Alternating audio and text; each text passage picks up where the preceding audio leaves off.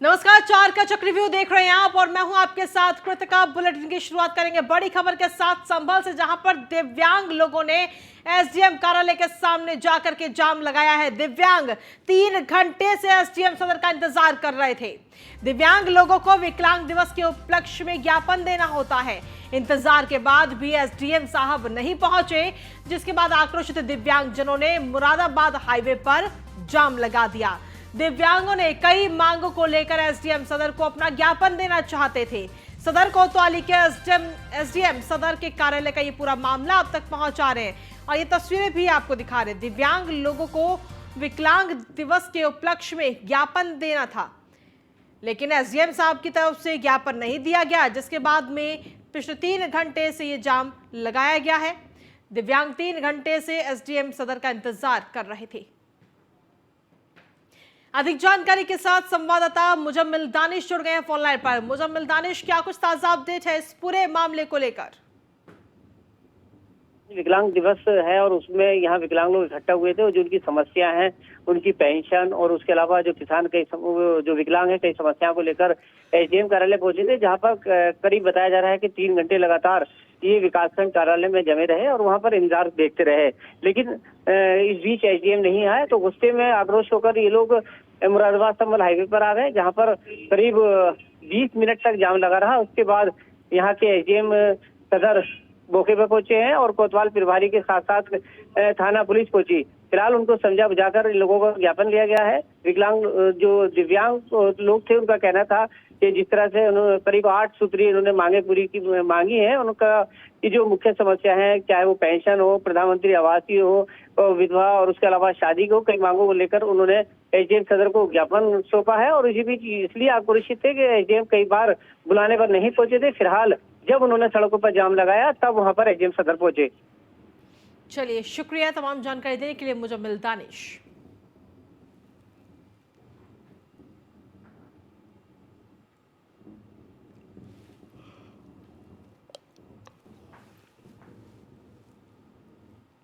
वहीं रामपुर उपचुनाव को लेकर सियासी हलचल तेज हो चुकी है। आरएलडी अध्यक्ष जयंत चौधरी रामपुर पहुंचे, जहां किला मैदान में आजम खान के साथ हुंकार भरते हुए जयंत चौधरी नजर आए। जनसभा में आजम खान ने नारे लगवाए, लाठी डंडा खाएंगे, वोट डालने जाएंगे, ये नारा लगाया गया है।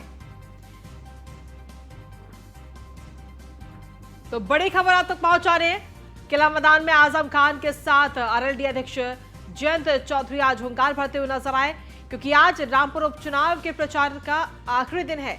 तो ऐसे में वहां का माहौल, सियासी माहौल जो है वो लगातार गर्म होता जा रहा है। और अब आजम खान एक के बाद एक ऐसे बयान दे रहे हैं जिनको लेकर वो लगातार खबरों में बने हुए हैं, चर्चा में बने हुए हैं। और अब एक बार फिर से उन्होंने ये बयान दे दिया है कि लाठी डंडा खाएंगे, वोट डालने जाएंगे, ये नारे लगाते हुए नजर आए हैं आजम खान। लाठी डंडा खाएंगे, लाठी डंडा खाएंगे, लाठी डंडा खाएंगे, लाठी डंडा खाएंगे। इंकलाब, इंकलाब, लाठी डंडा खाएंगे,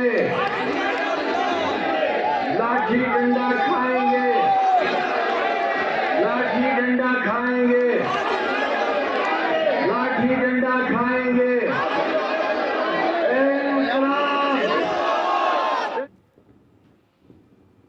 देश के तमाम शहरों में इन दिनों प्रदूषण का स्तर लगातार बढ़ता जा रहा है। तो वहीं दादरी में स्थित अल्ट्राटेक सीमेंट फैक्ट्री से निकले प्रदूषण की धूल से लोगों का जीना मुहाल हो गया है। लोगों की आंखों में जलन हो रही है, सांस लेने में तकलीफ हो रही है। ग्रामीणों का आरोप है कि अल्ट्राटेक सीमेंट फैक्ट्री में प्रदूषण को लेकर कई बार शिकायत करने के बाद भी समस्या का कोई समाधान नहीं निकल पा रहा। ग्रामीणों का आरोप है कि फैक्ट्री के मालिक ने गांव के शमशान घाट की जमीन को भी अपनी फैक्ट्री के अंदर शामिल करा लिया है, जिससे आसपास के ग्रामीणों को काफी समस्याओं का सामना करना पड़ रहा है।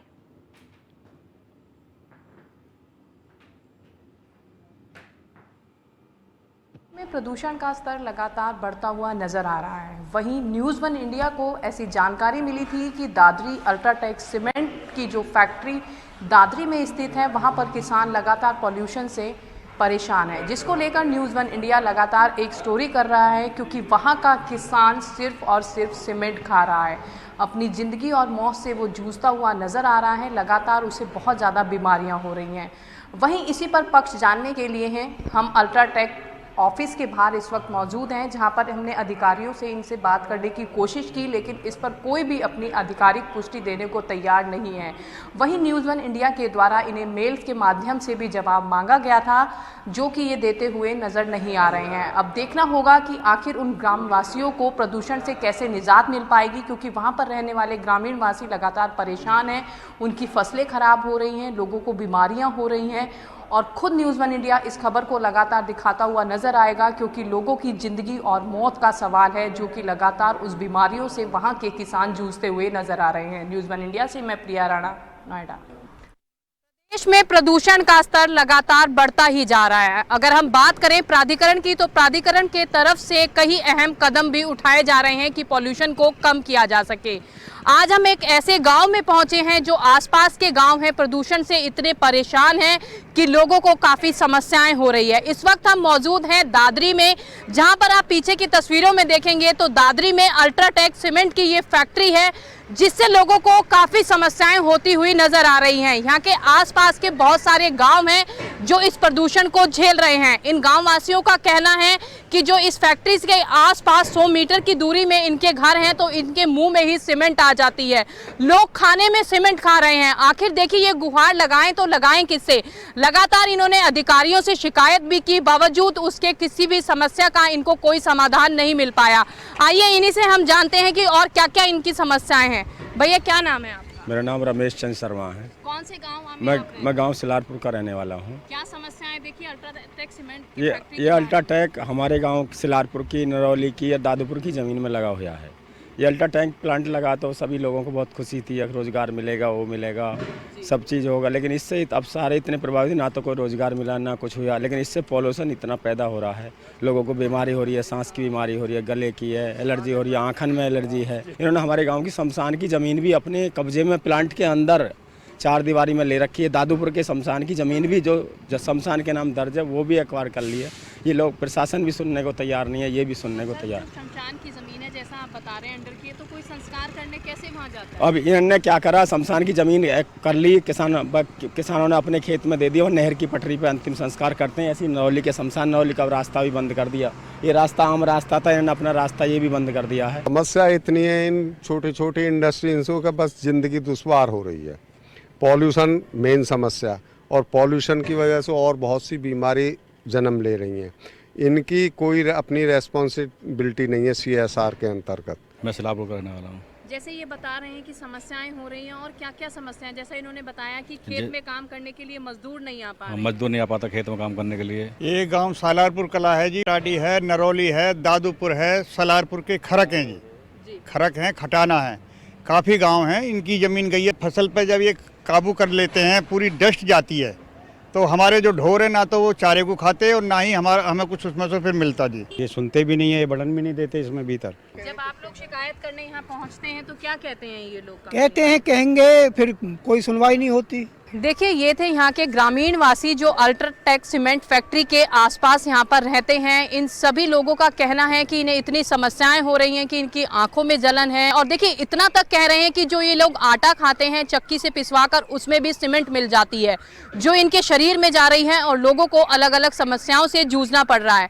और देखिए, अल्ट्राटेक सीमेंट फैक्ट्री की हम आपको तस्वीरें इस वक्त दिखा रहे हैं। इस कदर मिट्टी उड़ती है, इस कदर जो है यहाँ पर गंदगी देखने के लिए मिल रही है कि लोगों को काफ़ी समस्याएं हो रही हैं। सरकार से भी गुहार लगा रहे हैं, अधिकारियों से भी इन्होंने गुहार लगाई। साथ ही इन्होंने अल्ट्राटेक सीमेंट फैक्ट्री के GM का भी नाम लिया, जिसमें कि GM इनकी कोई सुनवाई करते हुए नजर नहीं आ रहे। तो आखिर जो ये ग्रामीण वासी है, जाए तो जाएं कहाँ और गुहार लगाएं तो लगाएं कहाँ? अब देखना होगा कि कैसे इन ग्रामवासियों को यहाँ से निजात मिल पाती है। न्यूज़ वन इंडिया से मैं प्रिया राणा, दादरी। तो अल्ट्राटेक सीमेंट कंपनी के प्रदूषण से आखिर राहत कब मिलेगी, ये सवाल इस वक्त लगातार बना हुआ है। अल्ट्राटेक सीमेंट कंपनी दादरी में स्थित है और फैक्ट्री से उड़ रही धूल से लोग बेहद ही परेशान हैं, जो लोग वहां रहते हैं, जो लोग वहां से गुजरते हैं। प्रदेश के प्रदूषण के चलते लोगों का जीना काफी मुश्किल हो गया है। लोगों की आंखों में लगातार जलन हो रही है, सांस लेने में लोगों को मुश्किलों का सामना करना पड़ रहा है और प्रदूषण के चलते कई बीमारियां भी लगातार वहां पर फैल रही हैं। सांसों की गंभीर बीमारी का खतरा लगातार बढ़ रहा है और बढ़ते प्रदूषण से फसलों को भी काफी ज्यादा नुकसान हो रहा है। इसके अलावा अगर देखा जाए तो अधिकारियों से शिकायत की गई है कई बार ग्रामीणों की तरफ से, लेकिन उसके बावजूद भी कोई राहत नहीं मिली है। शिकायत के बाद भी कोई कार्रवाई अभी तक नहीं की गई है इस अल्ट्राटेक सीमेंट कंपनी के खिलाफ। गुजरात के आणंद में सीएम योगी आदित्यनाथ ने प्रचार के दौरान जमकर हुंकार भरते हुए नजर आए और इस दौरान सीएम योगी ने सरकार की उपलब्धियां गिनाते हुए कांग्रेस पर जमकर निशाना साधा। कहा कि आज डबल इंजन की सरकार में देश का तेजी से विकास हो रहा है।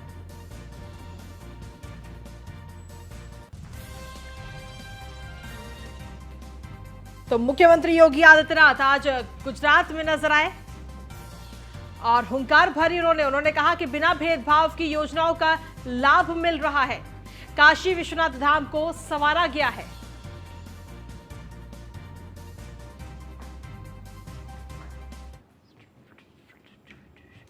मैं आभारी हूं खंभात की जनता जनार्दन का। 2017 में भी मैं आया था और तब भी मैंने आपसे महेश भाई रावल के लिए अपील की थी। आपने महेश भाई रावल को तब भी विजयी बना करके भेजा था, इसलिए एक बार फिर से अपील करने के लिए आपके बीच आया हूं।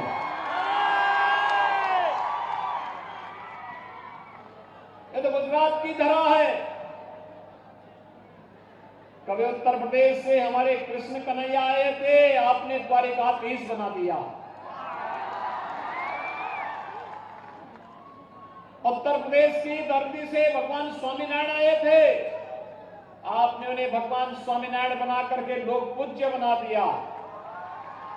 और ये गुजरात की धरती है जिसने स्वाधीनता आंदोलन के महानायक राष्ट्रपिता महात्मा गांधी भारत को दिए। लौह पुरुष सरदार वल्लभ भाई पटेल गुजरात की धरती की देन है।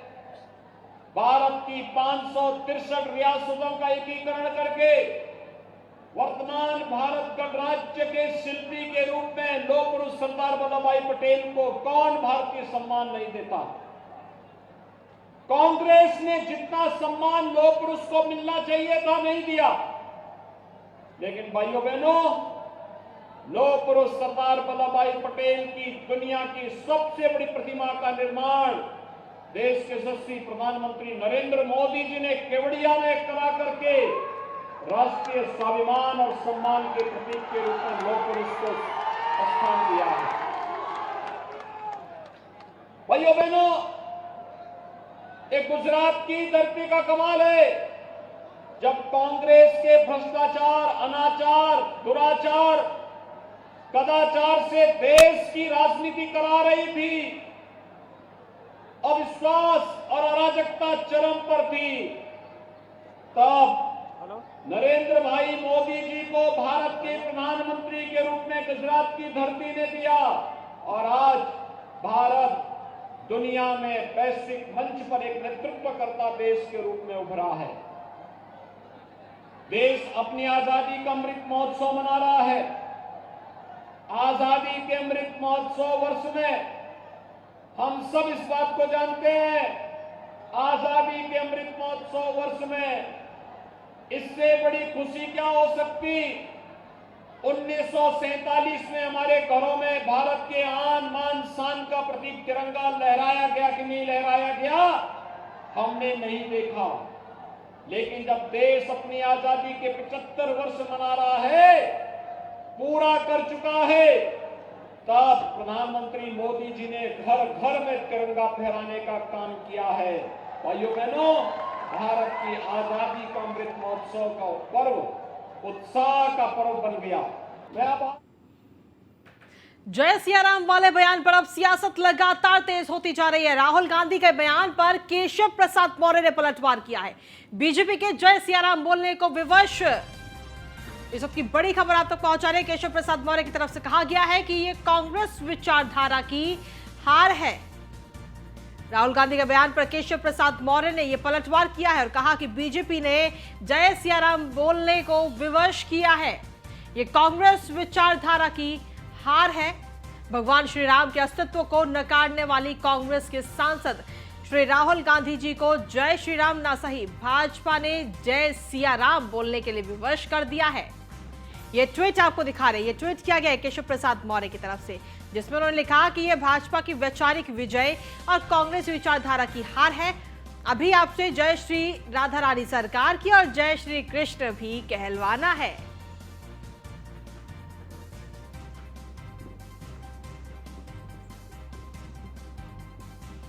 अब आपको राहुल गांधी का वो बयान भी दिखा रहे हैं इस वक्त, जिसको लेकर सियासत काफी तेज हो गई है। ये देखिए, उन्होंने कांग्रेस की तरफ से ये लिखा गया है कि सीता के बिना भगवान राम का नाम अधूरा है, वो एक ही हैं, इसलिए हम जय सिया राम कहते हैं। भगवान राम सीता जी के लिए लड़े, हम जय सिया राम जपते हैं और महिलाओं को सीता का स्वरूप मान उनका आदर करते हैं। जय सिया राम।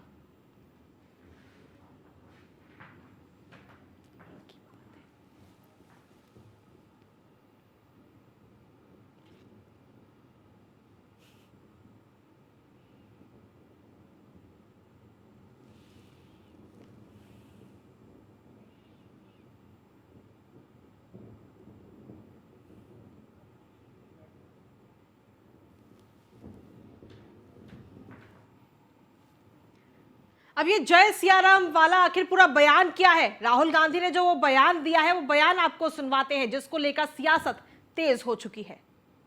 जय सिया राम का मतलब क्या है? जय सिया राम का मतलब जय सीता जय राम। मतलब क्या?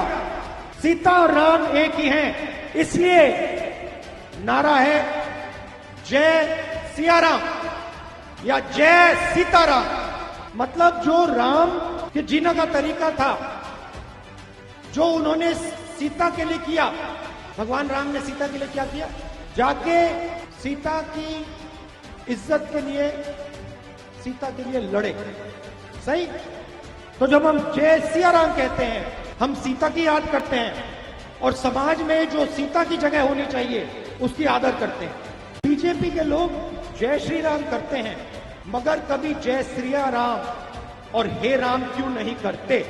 मुझे बहुत अच्छा लगा, बहुत गहरी बात बोली, क्योंकि वो सबसे पहले आरएसएस के लोग, बीजेपी के लोग, क्योंकि वो सबसे पहले जिस भावना से राम ने अपनी जिंदगी जी, उस भावना से अपनी जिंदगी नहीं जीते हैं। क्योंकि राम ने किसी के साथ अन्याय नहीं किया, राम ने समाज को जोड़ने का काम किया, राम ने सबको इज्जत दी। भगवान राम ने किसानों को, मजदूरों को, व्यापारियों को, सबकी मदद की। जो उनकी भावना थी, जो उनका जीने का तरीका है, उसको आरएसएस के लोग और बीजेपी के लोग नहीं अपनाते। तीसरा नारा, शायद सबसे जरूरी नारा, वो सिया राम जय श्री राम तो कर ही नहीं सकते, क्योंकि उनके संगठन में एक महिला नहीं है। जय। और चलिए 4 के चक्रव्यूह में अब अगली खबर का रुख करते हैं मेरठ से, जहां पर 10 साल की बच्ची को अगवा करके उसके साथ दुष्कर्म की वारदात को अंजाम दिया गया।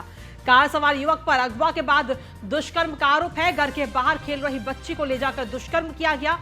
सीसीटीवी में कैद हुई है सफेद सेंट्रो कार। और फिलहाल अब पुलिस आरोपी की तलाश में जुटी हुई है। आरोपियों पर कार्रवाई के लिए भारी संख्या में लोग इस वक्त थाने भी पहुंचे हैं।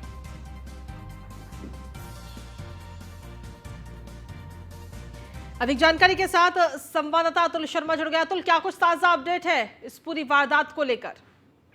देखिए कीर्ति का ये थाना गंगानगर क्षेत्र का मामला है, जहां पर 10 वर्ष की जो बच्ची है उसको अगवा कर दुष्कर्म का मामला सामने आया है, जिसको लेकर के 2.5 घंटे बाद जो पीड़ित बच्ची है वो अपनी मां को जाकर के अपना हाल बताती है और उसके बाद जो परिवार के लोग हैं उनमें कोहराम मच जाता है, हंगामा मच जाता है, जिसके बाद वो थाने पर पहुंच करके न्याय की गुहार लगाने के लिए पुलिस से प्रयास करते हैं। और पुलिस फिलहाल मामले को देखते हुए जो सीसीटीवी है उसको खंगाल रही है। पुलिस का कहना है कि मुकदमा दर्ज किया जा रहा है। चलिए, शुक्रिया अतुल तमाम जानकारी देने के लिए।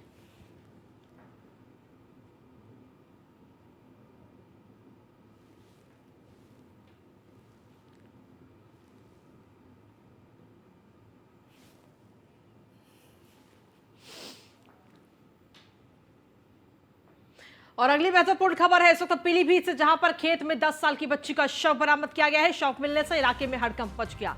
कल शाम परिजन के साथ मेला देखने के लिए बच्ची गई हुई थी। मेले से बच्ची अचानक गायब हो गई। सूचना मिलने के बाद मौके पर पुलिस पहुंची है और पुलिस ने बच्ची के शव को पोस्टमार्टम के लिए भेज दिया है। थाना अमरिया क्षेत्र के माधोपुर गांव की पूरी घटना बताई जा रही है।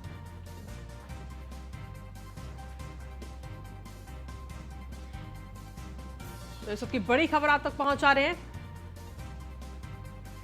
10 साल की बच्ची का शव बरामद किया गया है। सूचना मिलने के बाद मौके पर पुलिस पहुंची और बच्ची के शव को पोस्टमार्टम के लिए भेजा है।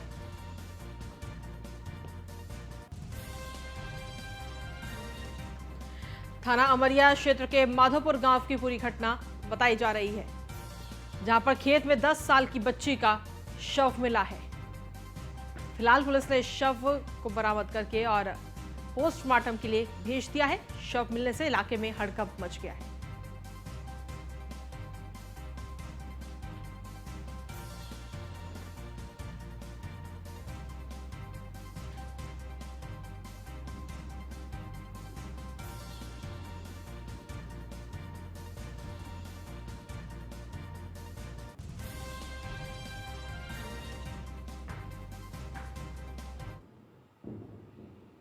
और इसी के साथ फिलहाल 4 के चक्रव्यूह में इतना ही। नमस्कार।